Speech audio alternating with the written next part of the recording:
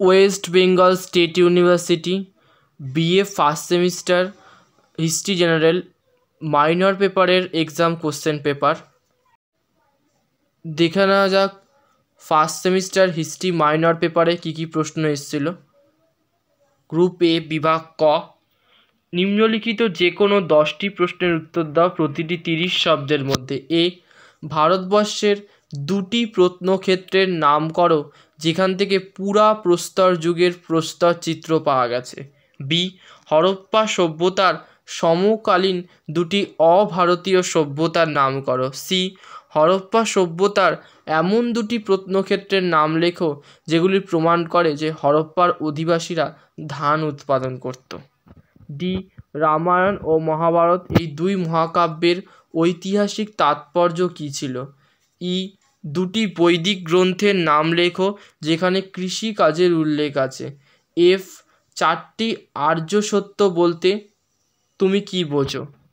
জি, প্রাচীন ভারতের অন্তত 2টি গণরাজ্যের নাম লেখো। এইচ, সর্বপ্রথম অশোকের লিপির পাঠোদ্ধার কে করেন। আই, কে কখন মৌর্য সাম্রাজ্যের ধ্বংস সাধন করেছিলেন। যে, চতুর্থ বৌদ্ধ সঙ্গীটি কোন রাজা কেন আহ্বান করেছিলেন। কে, প্রাচীন ভারতের 2টি বন্দরের নাম লেখো। এল, সাতবাহন বংশের প্রথম শাসক কে ছিলেন। সাতবাহনরা কি অন্ধ্র নামেও পরিচিত ছিলেন। এম, সভাকবিদের দ্বারা রচিত 2টি প্রশস্তির নাম উল্লেখ করো।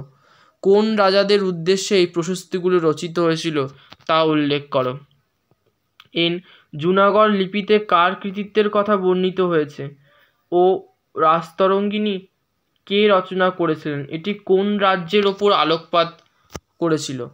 গ্রুপ বি বিভাগ খ, নিম্নলিখিত যে কোনো 2টি প্রশ্নের উত্তর দাও প্রতিটি 250 শব্দের মধ্যে।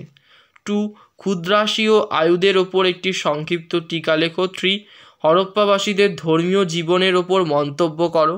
4, বৈদিক যুগের বর্ণ ব্যবস্থার ওপর একটি সংক্ষিপ্ত টিকা লেখো। 5, কলিঙ্গ যুদ্ধের ঐতিহাসিক গুরুত্ব লেখো। 6, মৌর্য যুগের গুপ্তচর ব্যবস্থা সম্পর্কে একটি টিকা লেখো। গ্রুপ সি বিভাগ গ, নিম্নলিখিত যে কোনো 2টি প্রশ্নের উত্তর দাও প্রতিটি 500 শব্দের মধ্যে।